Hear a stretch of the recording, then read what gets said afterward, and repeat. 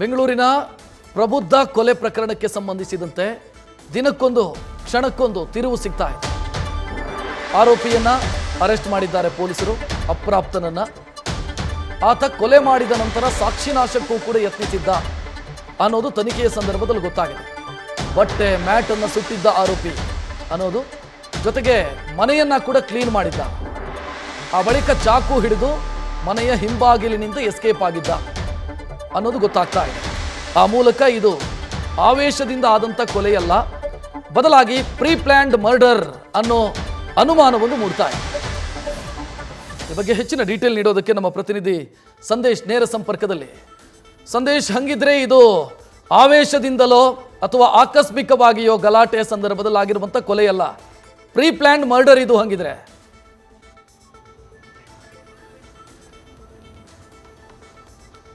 ರಕ್ಷತ್, ಖಂಡಿತವಾಗ್ಲು. ಯಾಕಂದರೆ ಈ ಕಂಪ್ಲೀಟ್ ಆದ ಒಂದು ಕೊಲೆಯ ತನಿಖೆ ಮಾಡುವಂಥ ಸಂದರ್ಭದಲ್ಲಿ ಪೊಲೀಸರಿಗೆ ಬರ್ತಿರುವಂಥ ಅನುಮಾನ ಅದೇ. ಅಂದರೆ ಇದು ಪ್ರೀ ಪ್ಲ್ಯಾನ್ ಮಾಡಿ ಬಂದು ಕೊಲೆಯನ್ನು ಮಾಡಿದ್ದಾರೆ ಅನ್ನೋದು ಕ್ಲಿಯರ್ ಕಟ್ ಆಗಿ ಗೊತ್ತಾಗ್ತಾ ಇದೆ. ಯಾಕಂದರೆ ಆತನ ಮೂಮೆಂಟ್ಸ್ಗಳು ಕೂಡ, ಅಂದರೆ ಪ್ರಬುದ್ಧ ಅವರ ಮನೆಗೆ ಅವತ್ತು ಕೊಲೆಯಾದ ದಿನ ಬಂದಂಥ ಮೂಮೆಂಟ್ಸ್ ಆಗಿರ್ಬೋದು, ಜೊತೆಗೆ ಅಲ್ಲಿಂದ ಅಪ್ಸ್ಕ್ಯಾಂಡ್ ಆದಂತಹ ಒಂದು ಮೂಮೆಂಟ್ಸ್ ಆಗಿರ್ಬೋದು, ಇವೆಲ್ಲವನ್ನು ಕೂಡ ನೋಡ್ತಾ ಇದ್ರೆ ಪ್ರೀ ಪ್ಲ್ಯಾನ್ ಮಾಡಿ ಕೊಲೆ ಮಾಡಿದ್ರ ಅಂತ. ಯಾಕಂದರೆ ಈ ಕೊಲೆ ಮಾಡಿರುವಂತಹ ಅಪ್ರಾಪ್ತ ಆರೋಪಿ ಏನಿದ್ದಾನೆ ಬಾಲಕ, ಈತ ಪ್ರಬುದ್ಧ ಅವರ ತಮ್ಮನ, ಅಂದರೆ ಸಹೋದರನ ಸ್ನೇಹಿತನಾಗಿರ್ತಾನೆ. ಪದೇ ಪದೇ ಕೂಡ ಪ್ರಬುದ್ಧ ಅವರ ನಿವಾಸಕ್ಕೆ ಅಥವಾ ಪ್ರಬುದ್ಧ ಅವರ ಮನೆಗೆ ಬರ್ತಾ ಇರ್ತಾನೆ. ಬರ್ತಿದ್ದಂಥ ಸಂದರ್ಭದಲ್ಲಿ ಆತನಿಗೆ 2,000 ರೂಪಾಯಿ ಹಣ ಬೇಕಾಗಿರುತ್ತೆ. ಅದು ಕೂಡ ಆರೋಪಿಯ ಸ್ನೇಹಿತನ ಒಂದು ಕನ್ನಡಕ ಹಾಳಾಗಿತ್ತು ಅನ್ನೋ ಕಾರಣಕ್ಕಾಗಿ ಅದನ್ನು ಈತನೇ ಒಡೆದು ಹಾಕಿರ್ತಾನೆ. ಆ ಕಾರಣಕ್ಕಾಗಿ ಈತ 2,000 ರೂಪಾಯಿನ ಅವರ ಸ್ನೇಹಿತ ಕೇಳಿರ್ತಾನೆ. ಅದಾದ ಬಳಿಕ ಅಪ್ರಾಪ್ತ ಬಾಲಕ ಪ್ರಬುದ್ಧ ಅವರ ಮನೆಗೆ ಬಂದು ನೇರವಾಗಿ ಆ 2,000 ರೂಪಾಯಿನ ಕದ್ದು ಪರಾರಿಯಾಗಿರ್ತಾನೆ. ಅಂದರೆ ಪ್ರಬುದ್ಧ ಪೌಚ್ನಲ್ಲೇ 2,000 ರೂಪಾಯಿ ಹಣವನ್ನು ಕದ್ದು ಪರಾರಿಯಾಗಿರ್ತಾನೆ. ಅದಾದ ನಂತರ ಆಗಲೇ ಪ್ರಬುದ್ಧಗೆ ಈತ ಕಳ್ಳತನ ಮಾಡಿದ್ದಾನೆ ಅಂತ ಗೊತ್ತಾದರೂ ಕೂಡ ಅದ್ರ ಬಗ್ಗೆ ವಿಚಾರಿಸೋದಕ್ಕೆ ಹೋಗಿರಲಿಲ್ಲ. ಆದರೆ ಕೊಲೆಯಾದ ದಿನ ಆಕೆ ಯಾವಾಗ ಆ ಅಪ್ರಾಪ್ತ ಬಾಲಕನನ್ನು ಪ್ರಶ್ನೆ ಮಾಡ್ತಾರೋ, ಪ್ರಶ್ನೆ ಮಾಡಿದಂಥ ಸಂದರ್ಭದಲ್ಲಿ ಯಾವಾಗ ಯಾಕೆ ಹಣವನ್ನು ತೆಗೆದುಕೊಂಡು ಹೋಗಿದ್ದೆ ಅಂತ ಪ್ರಶ್ನೆ ಮಾಡ್ತಿದ್ದಂತೆ ಆತ ಕಾಲನ್ನು ಹಿಡಿಯೋದಕ್ಕೆ ಶುರು ಮಾಡ್ತಾನೆ. ಅಂದರೆ ಕಾಲನ್ನು ಹಿಡಿದು ಕ್ಷಮೆ ಕೇಳೋದಕ್ಕೆ ಹೋಗ್ತಾನೆ. ಈ ಸಂದರ್ಭದಲ್ಲಿ ಆಕೆ ಕಾಲನ್ನು ಹಿಡಿದಾಗ ಆಕೆ ಹಿಂದಕ್ಕೆ ಬೀಳ್ತಾಳೆ. ಅಂದರೆ ಹಿಂದೆ ಬಿದ್ದಾಗ ಗೋಡೆಗೆ ತಲೆ ತಗಲಿ ಅಲ್ಲೇ ಮೂರ್ಛೆ ಹೋಗ್ತಾಳೆ. ಮೂರ್ಛೆ ಹೋದ ನಂತರ ಗಾಬರಿಗೊಂಡಂತಹ ಅಪ್ರಾಪ್ತ ಬಾಲಕ ಅಡುಗೆ ಮನೆಯಲ್ಲಿದ್ದಂತಹ ಒಂದು ಚಾಕುವನ್ನು ತೆಗೆದುಕೊಂಡು ಬಂದು ಆಕೆ ಈ ಹಿಂದೆ ಕೂಡ ಪ್ರಬುದ್ಧ ಈ ಹಿಂದೆ ಸಾಕಷ್ಟು ಬಾರಿ ಚಾಕುವಿನಿಂದ ಕೈ ಕೊಯ್ದುಕೊಂಡು ಬೇರೆ ಬೇರೆ ಕಾರಣಗಳಿಗೆ ಆತ್ಮಹತ್ಯೆಯನ್ನು ಮಾಡ್ಕೊಳ್ತಾ ಇದ್ಲು.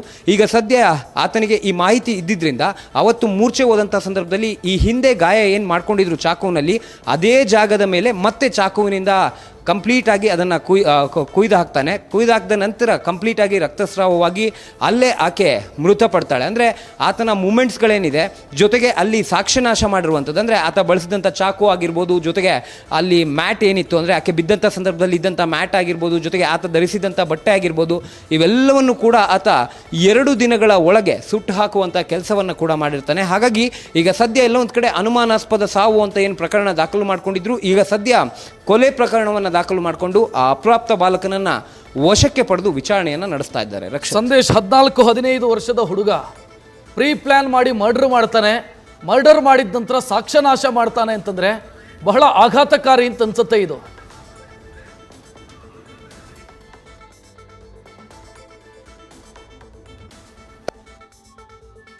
ಸಂಪರ್ಕ ಸಾಧ್ಯ ಆಗ್ತಾ ಇಲ್ಲ.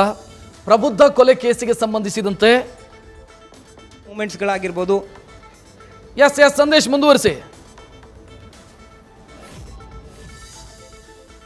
ರಕ್ಷತ್, ತಾತ ಬಂದು ಹೋದಂಥ ಮೂಮೆಂಟ್ಸ್ಗಳೇನಿದೆ, ಆ ಮೂಮೆಂಟ್ಸ್ಗಳು ಕಂಪ್ಲೀಟಾಗಿ ಸಾಕಷ್ಟು ಅನುಮಾನಕ್ಕೆ ಎಡೆ ಮಾಡಿಕೊಡ್ತಾ ಇದೆ. ಜೊತೆಗೆ ಈ ರೀತಿಯಲ್ಲಿ ಪ್ಲ್ಯಾನ್ ಮಾಡಿರೋದು, ಯಾಕಂದರೆ ಈ ಮೆಡಿಕಲ್ ಚೆಕಪ್ಪಲ್ಲಿ ಅಥವಾ ಪೋಸ್ಟ್ ಮಾರ್ಟಮ್ ಸಂದರ್ಭದಲ್ಲಿ, ಪ್ರಬುದ್ಧ ಕೊಲೆಯಾದಂಥ ಸಂದರ್ಭದಲ್ಲಿ ಪೋಸ್ಟ್ ಮಾರ್ಟಮನ್ನು ಏನು ಡಾಕ್ಟರ್ಸ್ ನಡೆಸ್ತಾರೆ, ಆ ಸಂದರ್ಭದಲ್ಲೂ ಕೂಡ ಡಾಕ್ಟರ್ಸ್ಗಳಿಗೆ ಇದೊಂದು ಆತ್ಮಹತ್ಯೆ ಅನಿಸಿರುತ್ತೆ. ಯಾಕಂದರೆ ಆ ಕೈ ಕೊಯ್ದುಕೊಂಡಿರುವಂಥ ರೀತಿಯನ್ನು ನೋಡಿದ್ರೆ ಅವರೇ ಸೆಲ್ಫ್ ಆಗಿ ಆ ಒಂದು ಕೈ ಕೊಯ್ದುಕೊಂಡ್ರಂತೆ ಇರುತ್ತೆ. ಅಂದರೆ ಆ ಮಾರ್ಕನ್ನು ನೋಡಿ ಅಥವಾ ಆ ಸ್ಟ್ರಕ್ಚರನ್ನು ನೋಡಿ ಐಡೆಂಟಿಫೈ ಮಾಡ್ತಾರೆ ಯೂಶಲಿ ಡಾಕ್ಟರ್ಸ್ ಕೂಡ. ಆದರೆ ಪ್ರೈಮರಿ ಹಂತದಲ್ಲಿ, ಪ್ರಾಥಮಿಕ ಹಂತದಲ್ಲಿ ಕಂಪ್ಲೀಟ್ ಆದ ಒಂದು ಪೋಸ್ಟ್ ಮಾರ್ಟಮ್ ಮಾಡ್ತಿರುವಂಥ ಸಂದರ್ಭದಲ್ಲಿ ಟೆಸ್ಟ್ ಮಾಡಿದಾಗ ಇದೆಲ್ಲ ಒಂದು ಕಡೆ ಆತ್ಮಹತ್ಯೆ ಅಂತ ಖುದ್ದು ವೈದ್ಯರು ಕೂಡ ಹೇಳಿದರು. ಅಂದರೆ ಪ್ರಾಥಮಿಕ ಮಾಹಿತಿಯನ್ನು ಪೊಲೀಸರಿಗೆ ಕೊಟ್ಟಂಥ ಸಂದರ್ಭದಲ್ಲೂ ಕೂಡ ಖುದ್ದು ಅವರೇ ಹೇಳಿದರು ಇದು ಆತ್ಮಹತ್ಯೆ ಅಂತ. ಆದರೆ ಯಾವಾಗ ಆತನನ್ನು ಕರೆದು ವಿಚಾರಣೆ ಮಾಡ್ತಾರೋ, ವಿಚಾರಣೆ ಮಾಡಿದಂಥ ಸಂದರ್ಭದಲ್ಲಿ, ಯಾಕಂದರೆ 2 ಬಾರಿ ಆತ ವಿಚಾರಣೆಗೆ ಹಾಜರಾಗ್ತಾನೆ.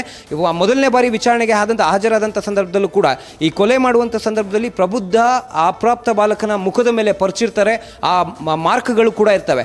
ಆ ಮಾರ್ಕ್ನ ಕುರಿತಂತೆ ಕೇಳಿದಾಗ ಬೇರೆ ಎಲ್ಲೋ ಗಲಾಟೆ ಆದಾಗ ಅಥವಾ ಹುಡುಗರ ಜೊತೆ ಆಟ ಆಡ್ತಿರುವಾಗ ಆಗಿದ್ದು ಅಂತ ಅನ್ನೋ ಮಾಹಿತಿಯನ್ನು ಕೊಟ್ಟಿರ್ತಾನೆ. ಆದರೆ ಯಾವಾಗ ಪೊಲೀಸರು ಆ CCTVಗಳನ್ನು ವೆರಿಫೈ ಮಾಡ್ತಾರೋ, CCTVಗಳನ್ನು ವೆರಿಫೈ ಮಾಡುವಂಥ ಸಂದರ್ಭದಲ್ಲಿ ಪಕ್ಕದ ರಸ್ತೆಯ ಒಂದು ರೋಡ್ನಲ್ಲಿ ಆತ ತೆರಳ್ತಿದ್ದಂಥದ್ದು. ಯಾಕಂದರೆ ಮನೆಗೆ ಬಂದಿರುವಂಥ CCTV ಫೋಟೇಜ್ಗಳು ಪೊಲೀಸರಿಗೆ ಲಭ್ಯವಾಗಿಲ್ಲ. ಯಾಕಂದರೆ ಮನೆಗೆ ಬರುವಂಥ ಸಂದರ್ಭದಲ್ಲೂ ಕೂಡ ಟೆರಸ್ನ ಮೇಲಿಂದ, ಅಂದರೆ ಪಕ್ಕದ ಮನೆಯ ಟೆರಸ್ನ ಮೇಲಿಂದ ಆತ ಮನೆಗೆ ಬಂದಿರ್ತಾನೆ. ಅಂದರೆ ಕಂಪ್ಲೀಟ್ ಆಗಿ ಪ್ರೀ ಪ್ಲಾನ್ ಮಾಡಿದ್ದಾನೆ. ಇಷ್ಟು ಚಿಕ್ಕ ವಯಸ್ಸಿನಲ್ಲಿ ಈ ರೀತಿಯ ಪ್ಲಾನನ್ನು ಏನು ಮಾಡ್ಕೊಂಡಿದ್ದಾನೆ, ಇದಕ್ಕೆ ಸಂಬಂಧಪಟ್ಟಂತೆ ವಿಚಾರಣೆ ಮಾಡ್ತಾ ಇದ್ದಾರೆ. ಯಾಕೆ ಈ ರೀತಿಯ ಪ್ಲಾನ್ ಮಾಡ್ದ, ಜೊತೆಗೆ ಅಕ್ಯುರೇಟ್ ರೀಸನ್ ಏನು, ಬರೀ ಕನ್ನಡಕ 2,000 ರೂಪಾಯಿ ವಿಚಾರಕ್ಕೆ ಆಯ್ತಾ ಅಥವಾ ಬೇರೆ ಏನಾದರೂ ಕಾರಣ ಇದೆಯಾ ಅನ್ನೋದಕ್ಕೆ ಸಂಬಂಧಪಟ್ಟಂತೆ ಪೊಲೀಸರು ಕೂಡ ಈಗಾಗಲೇ ಹೆಚ್ಚಿನ ವಿಚಾರಣೆಯನ್ನು ಮಾಡ್ತಾ ಇದ್ದಾರೆ. ರಕ್ಷಿತ್, ಥ್ಯಾಂಕ್ ಯು ಸಂದೇಶ್ ಮಾಹಿತಿಗೆ. ನ್ಯೂಸ್ ಫಸ್ಟ್ ನಿರ್ಭೀತಿಯಿಂದ ನಿಮ್ಮ ಪರವಾಗಿ.